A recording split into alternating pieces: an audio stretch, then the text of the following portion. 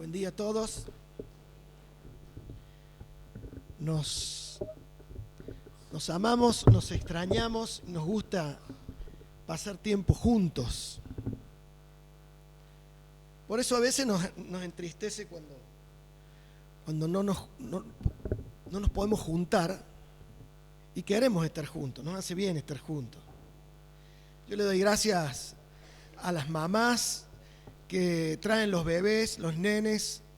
Sé que es difícil, las mamás reniegan, pero gracias porque si hay algo que mi viejo me retaba era cuando yo no llevaba a los chicos a su casa.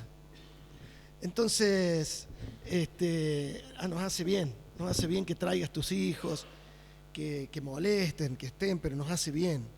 Y gracias a los hermanos que vienen de lejos, ¿no? Y que no tienen vehículo, gracias. Y a los mayores también, que les cuesta a veces levantarse y que a veces los minimizamos porque decimos, bueno, estos viejos ¿qué van a hacer en la casa? Se aburren, entonces vienen. Pero no es así. Gracias porque nos hace bien que estemos. Entonces a los jóvenes también, aunque los sábados se acuestan tarde y todo, ayer en la reunión de obreros, encarecidamente le pedimos, nos gusta ver esta tribuna llena, nos gusta. Y muchas gracias por todo eso, ¿no? Los niños, esos niños que tenemos tan hermosos, se van a levantar y van a disfrutar de ese momento tan lindo que tienen, dibujando, jugando, haciendo ruido, y bendecimos a los niños y a los maestros que esta semana le decía a mi familia que todo lo que no hice por mis hijos lo estoy haciendo por mis nietos. Fui un papá bastante ausente en la escuela. No iba a los actos, no iba a las reuniones de padre. Un desastre. La verdad que si hubiera alguna maestra del colegio armenio, daría fe de esto. Pero bueno, esta semana fui a ver a Jeremías al acto de la bandera y entonces y veía a todos esos niños y el Señor me habló dos cosas maravillosas en ese acto del 20 de junio. Primero, que cantaron la Aurora, que para mí es traumática la Aurora. Es una cosa que escucho la Aurora y es una depresión que siento. No, nunca me gustó la escuela a mí, pero bueno. La Aurora era el primer himno que se cantaba a esa hora cruel en un patio abierto y con una música que todavía me hace mucho daño escuchar la Aurora. Entonces, pero le pusieron una música de chacarera tan hermosa que digo, Señor, vos me sanás todos los días, 60 años tengo y me sanás escuchando la Aurora con música de chacarera, un ritmo tan lindo le dieron que me alegró la mañana y digo, Señor, bueno, algo que me vas contestando, sacarme esos traumas que, bueno, son traumas. Ustedes se ríen, pero si yo les preguntara a alguno de sus traumas también, podríamos pasar toda la mañana. Y otra fue ver el trabajo con los niños, ¿no? Qué importante trabajar con los niños, los valores. Ahí, si bien era un acto patrio, con frases del general Manuel Belgrano y frases de hombres de patria, frases célebres, yo decía, Señor, ayúdanos a trabajar a nosotros con los niños, a formar toda esta generación para poder, si queremos un mundo mejor, tenemos que trabajar con ellos, formarlos y bendecirlos y pedir a Dios que realmente nos dé sabiduría. Bendigo a los maestros que tienen esa capacidad de trabajar con estos hombres y mujeres de hoy, ¿no? No son del futuro, son de hoy. Que Dios los proteja, los cuide y que nos involucre en la tarea con los niños. Que a veces los hombres somos reacios, esto es tarea de las mujeres, ¿no? Hablaba con Carolina acerca del culto familiar. Va a ser un tema que vamos a trabajar duro en la iglesia acerca del culto familiar. La palabra de Dios en la familia no debe ser aprendida por los pastores, por los ancianos de la iglesia, por los maestros de la escuela dominical. La palabra de Dios debe ser aprendida en boca de los papás, ¿sí? Papá y mamá. El Antiguo Testamento, esa era la escuela, la casa era la escuela. No aprendían en el templo los niños, aprendían en la casa, ¿no? Y qué importante esto. Bueno, gracias a Dios por este tema que me queda grande, el tema de la oración, y que pido a Dios que realmente lo tenemos que tomar como un desafío. Realmente es un tema desafiante el tema de la oración, hermanos. Vamos a seguir escuchando lo mismo que hemos venido escuchando, pero yo te invito que hoy te pares de otra forma delante de este tema que Dios te ha traído para hablarte, ¿sí?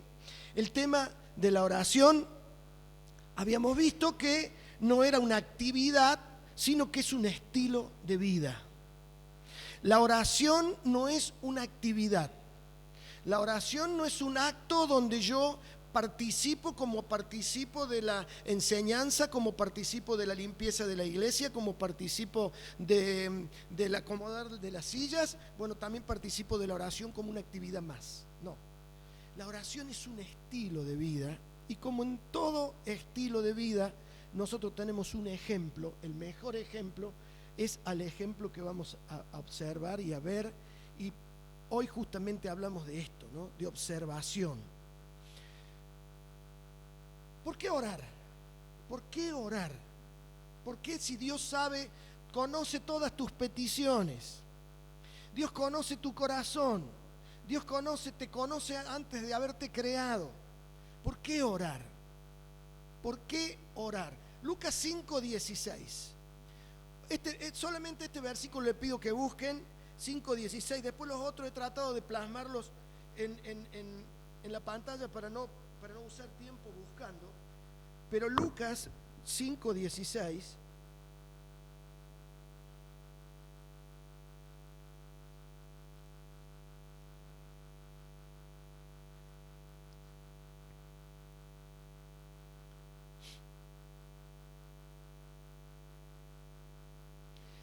dice el 15: sin embargo, la fama de Jesús aumentaba cada vez más, y mucha gente se juntaba para oírlo y para que curara sus enfermedades. Pero Jesús se retiraba a orar a lugares donde no había nadie. Y acá empezamos el por qué orar. La gente buscaba y seguía el ministerio de Jesús, seguía las acciones de Jesús, seguía todo lo que Jesús hacía y lo buscaba para que Él sanara sus enfermedades, para que les enseñara, para que les mostrara con poder lo que Dios quería. Lo seguían por curiosidad, lo seguían para encontrarle en algún fallo, lo seguían, pero dice que Él se apartaba a un lugar donde no había nadie a orar. Y esta gran pregunta: ¿por qué Jesús, siendo quien era, tenía tanta necesidad de orar? ¿Por qué oraba tanto? Y vamos a ver en el transcurso de estos 20 minutos por qué oraba tanto y cómo oraba y cuánto oraba Jesús, ¿sí? Él, siendo Dios, siendo el creador, co-creador con toda la Trinidad, siendo el Rey de Reyes, el Señor de Señores, el Hijo de Dios, Dios Emmanuel con nosotros, buscaba sus momentos de orar permanentemente. ¿Por qué Jesús, siendo quien era, oraba tanto? Eso es importante preguntárnoslo, porque si Él oraba tanto, ¿qué espero de mí? Si Él, siendo quien era, oraba tanto, invirtió su vida aquí en la tierra en orar tanto tiempo. Vamos a ver las horas que oraba, el tiempo que oraba, la intensidad con que oraba. Vamos a ver las características de la vida de Jesús, y te pido que lo veas como un desafío, ¿sí? Porque si vos ves la vida de Jesús, y ¿se acuerdan lo que le dijo Dios a Satanás en el libro de Job? Cuando Satanás se presenta, ¿qué le dice Dios? Alguien que lo diga fuerte, que no murmure. Sí. ¿Has visto? ¿Has visto a mi siervo Job? ¿Lo has visto? ¿Cómo lo dice? ¿En qué actitud lo dice Dios? Dice orgulloso, dice Lucy. Sí, pongámosle orgulloso, un papá orgulloso, ¿sí? ¿Has visto a mi siervo Job? Bueno, hoy Dios te está diciendo, ¿has visto a mi hijo Jesús? ¿Has visto a mi hijo Jesús? Bueno, todo lo que Jesús hizo podés hacer. ¿Querés ser como Jesús? ¿A quién no le gustaría ser como Jesús? Pero el ejemplo de Jesús ha sido dado para eso justamente, para que seamos como Él. Y la invitación está. Vos podés ser como Jesús, indudablemente si hacer lo que Jesús hizo. 3 razones por las que Jesús oraba. 3 razones por las que Jesús oraba. Y la primera es justamente lo que acabamos de decir. ¿Y por qué a veces instamos a estar juntos? Porque disfrutaba su comunión con el Padre. Jesús disfrutaba su comunión con el Padre. No era un peso ponerse a orar. No le costaba separar una hora para ponerse a orar, porque él iba a encontrarse con su papá y disfrutaba de esa comunión con el Padre. Quería estar con el Padre, deseaba estar con el Padre. Entonces trabajaba y debe haber tenido mucha satisfacción al ver la gente agradecida y al ver los enfermos sanos y al devolver a los hijos muertos a las madres y ver esos corazones gozosos de recibir tanta bendición. Pero en el momento en que podía, se separaba, iba y allí estaba con su papá, y con su papá estaba y disfrutaba esa comunión con el papá. Y dice Juan dice 17, cuando Jesús ora, Jesús conocía al Padre, ¿sí? Dice, Padre, tú me los diste y quiero que estén conmigo donde yo voy a estar. ¿De quién está hablando? De nosotros. Jesús está orando por vos y dice, Padre, estos son míos, vos me los diste. Yo quiero que estén donde yo voy a estar. Él quiere que estemos con Él, donde yo voy a estar, para que vean mi gloria, la gloria que me has dado, porque me has amado desde antes que el mundo fuera hecho. Oh Padre justo, los que son del mundo no te conocen, pero yo te conozco y estos también saben que tú me enviaste. Este es el clamor de Jesús por vos y por mí. Él quiere involucrarnos en esa comunión que Él tiene con el Papá. Él quiere involucrarnos. Así como Él estaba en esa comunión y disfrutaba de esa comunión, Él quiere invitarte y Él quiere llevarnos y tenernos en esa comunión. Cuando Felipe le dice, muéstranos el Padre, Señor. Felipe dice, tanto tiempo he estado con vos y aún no me conocen. Dice, ¿no saben que yo con el Padre soy uno? Y el Padre conmigo es uno. Jesús era uno con el Padre, pero no minimicemos la condición humana de Jesús, porque el segundo motivo por el cual Jesús oraba era justamente ese, su humanidad. Pero Jesús como hombre era 100% hombre, y esto lo vamos a repetir incansablemente, porque si bien era 100% Dios, era 100% hombre. Un hombre que disfrutaba estar con su Padre Dios. Si no pasamos tiempo con una persona, es imposible ni influenciarla ni ser influenciados.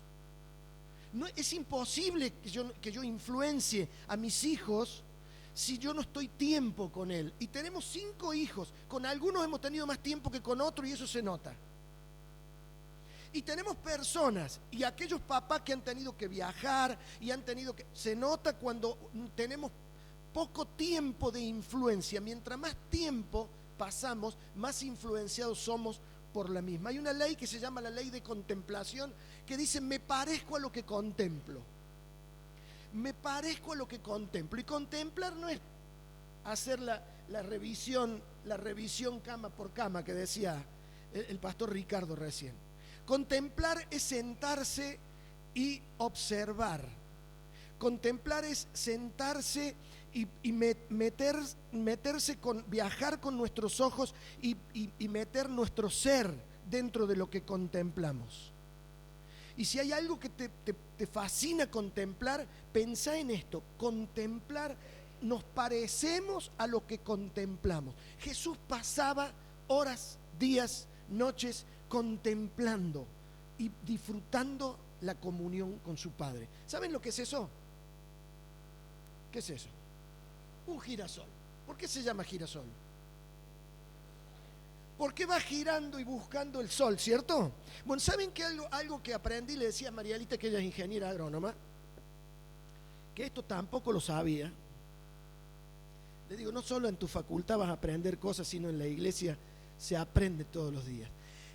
Muchos años los ingenieros no tenían idea por qué esta planta, esta flor tan hermosa, sigue el movimiento del sol, ¿sí? Entonces intentaron detenerla. Intentaron inmovilizar el tallo, sacándola del terreno, poniéndola en maceta. Intentaron inmovilizar este movimiento natural que lo hace por el crecimiento desigual del tallo. El tallo va creciendo en forma despareja, y esto provoca el movimiento, ¿sí?, durante el tiempo de crecimiento. Pero esto es lo interesante, que la flor del girasol busca el sol desde que nace hasta que se pone durante su tiempo de crecimiento. Cuando lograron inmovilizar esta flor, se dieron cuenta de la gran atrofia en el crecimiento, en sus pétalos, en su tallo y en sus semillas, en la producción de la planta, ¿sí? Pero es interesantísima la enseñanza de esta flor, esta simple flor, porque ese movimiento lo hace mientras crece la planta. Una vez que la planta logró su crecimiento y su maduración, queda mirando al este. Y el este es el lugar donde sale el sol permanentemente. Entonces ese movimiento lo hace la flor del girasol mientras crece, mientras madura, mientras produce, persigue permanentemente esta fuente de energía, esta fuente de luz, donde ella produce toda su fotosíntesis, etcétera, etcétera, etcétera, para la maduración de sus granos y la producción al 100%. Pero una vez que termina este proceso, queda mirando al este. Y esto fue una cosa que digo, Señor, qué enseñanza hermosa, mientras crezcamos, hermano, mientras estemos en edad de producir, buscar desde la mañana hasta la noche el apuntar, el enfocar hacia nuestra fuente de energía, hacia nuestra fuente de enseñanza, hacia nuestra fuente de amor, de cariño, hacia nuestra fuente de sabiduría, que es la persona de Dios. ¿Por qué Jesús oraba tanto? ¿Por qué?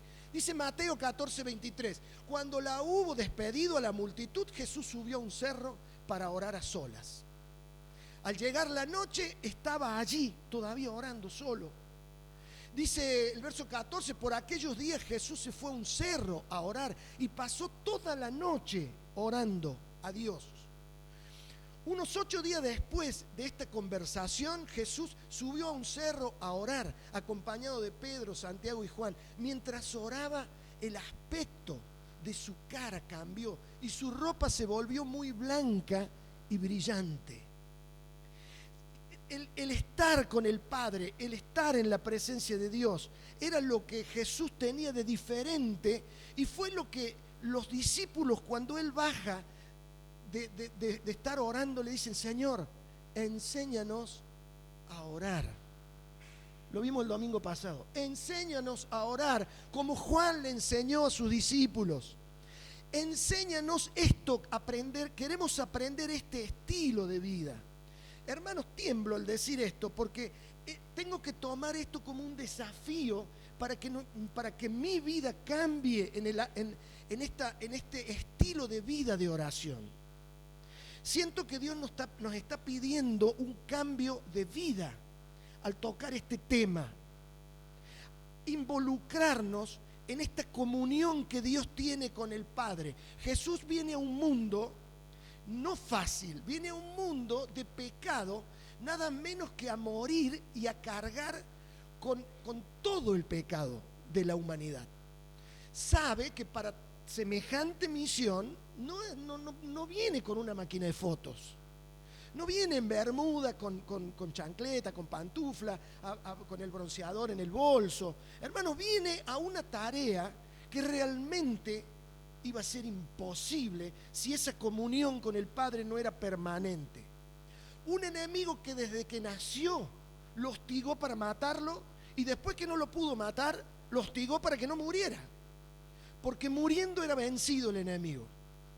Toda la vida de Jesús fue permanentemente perseguido por un enemigo que usó desde su familia, sus amigos más íntimos, hasta último momento, clavado en la cruz, el enemigo que le decía: si eres Dios, bájate y bájanos a nosotros de acá. No era una tarea fácil, y él lo sabía muy bien, ¿sí? Este era el secreto realmente de la vida de Jesús. Este era el secreto, la comunión que tenía con el Padre.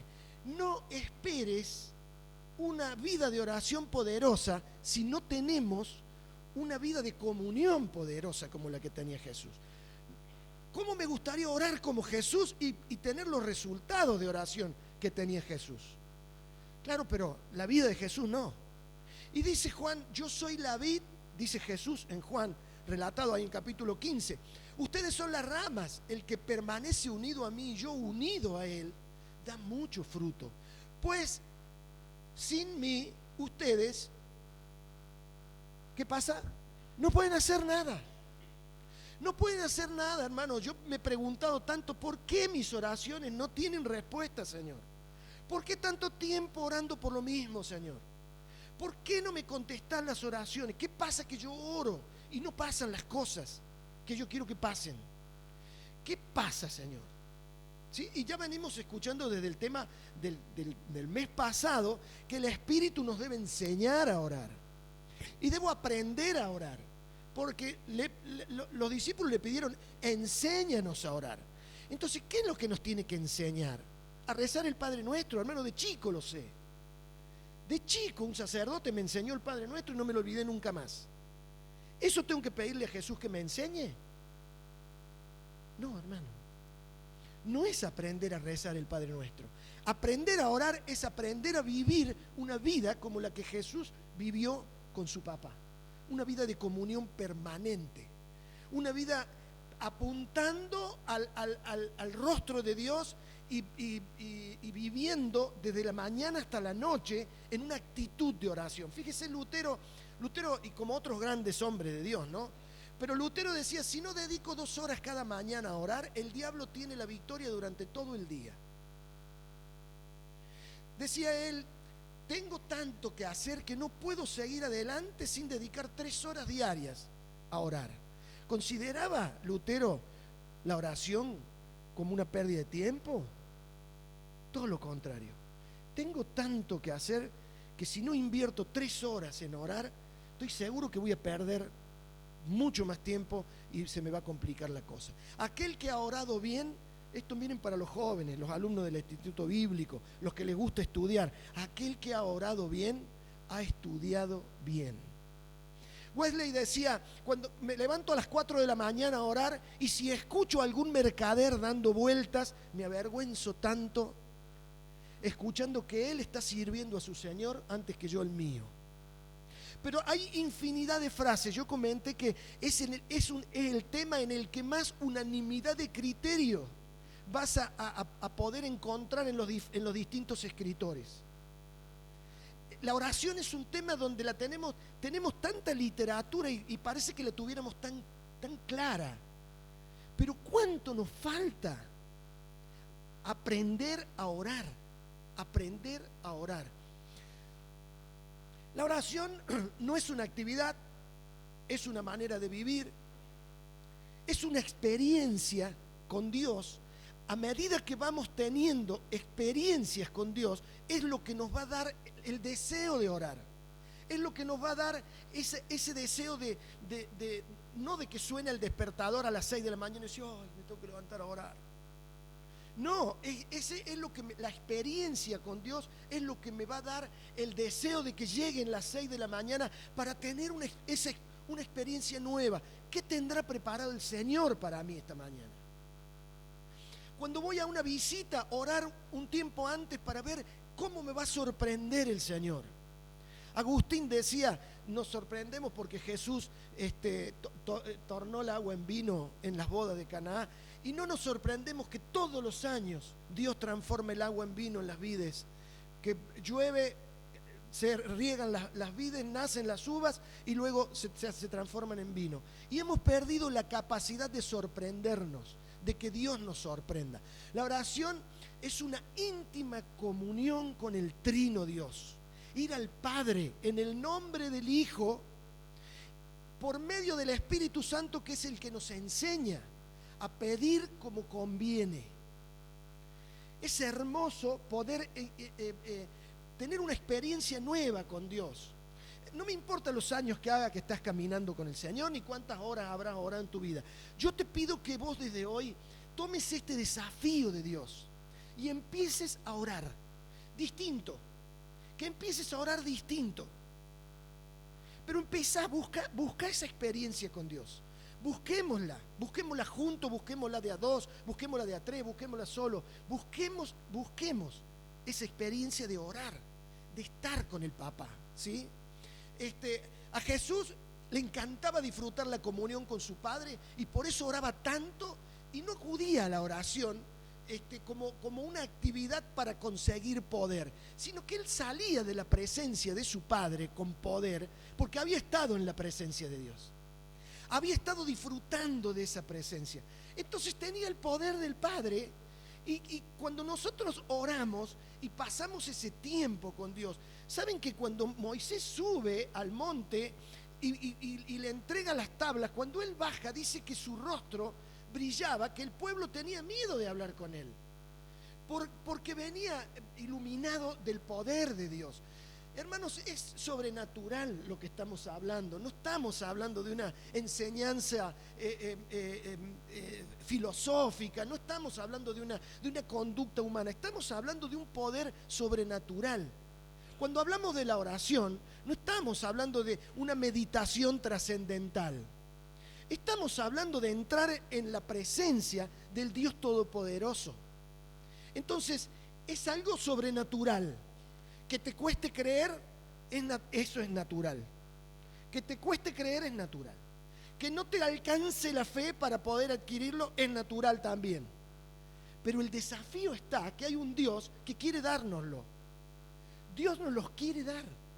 Entonces te animo a que hoy cambie tu vida por una vida de oración. Una vida de oración.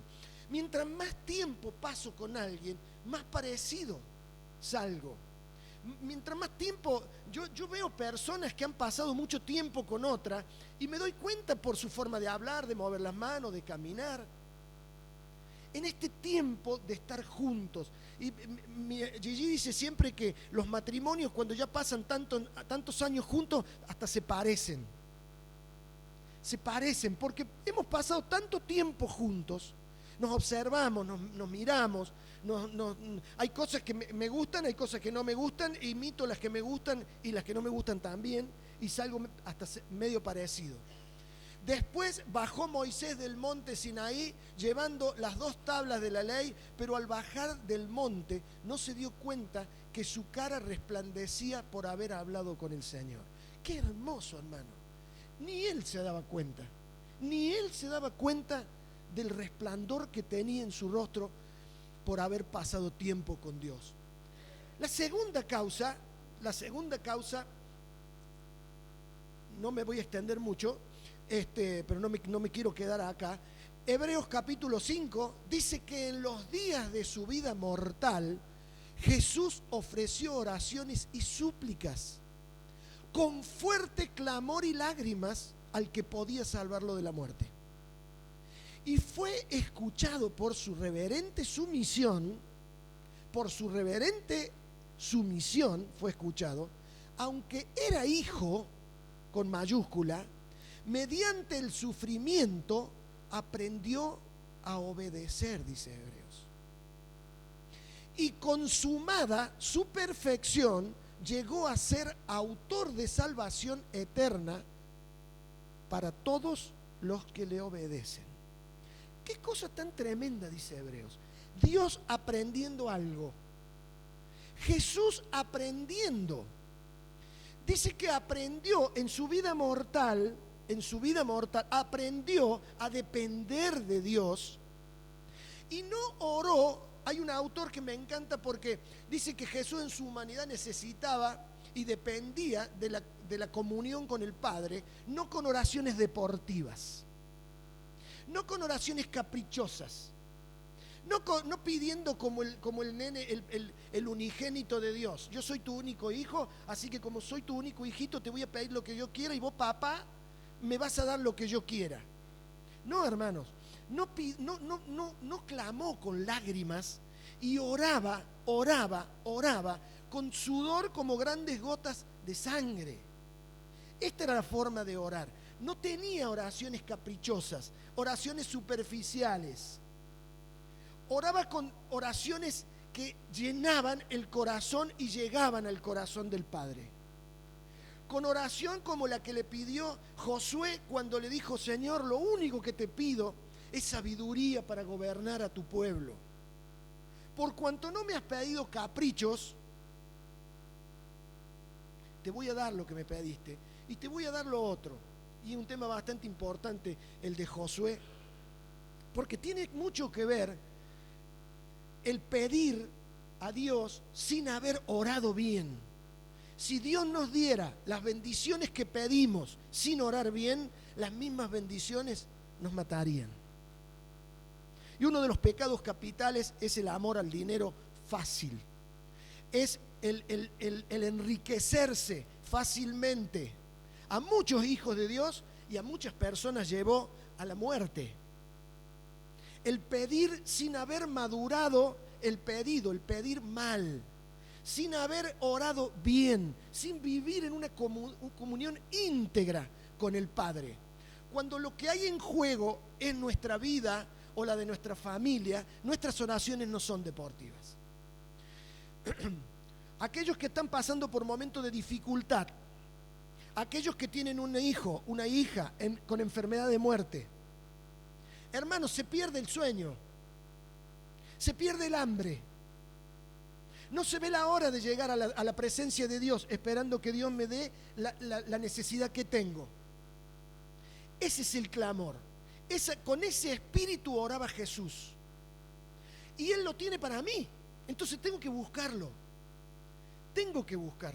Cuando me quema, cuando el motivo es mío, cuando lo que me duele es lo que estoy pidiéndole a Dios, mi oración cambia. Se me acaban las ganas de dormir hasta más tarde, se me pasa el frío, se me pasa el hambre, ayuno, oro y estoy en la presencia de Dios el tiempo que más puedo, porque lo necesito, mi hermano. Él sabía que lo que estaba en juego no era poco, no solo era la humanidad de él, no era solo su cuerpo, sino estaba toda la humanidad en riesgo, y él también. Entonces clamaba y oraba al Padre con desesperación. Dice Hebreos que Dios mismo aprendió la obediencia. En segundo punto dice que habiendo sufrido, Él se perfeccionó en la obediencia. Y así, perfeccionándose en la obediencia, llegó a ser fuente de salvación para todos los que le obedecen. No esperemos lograr lo que logró Jesús si no aprendemos a obedecer.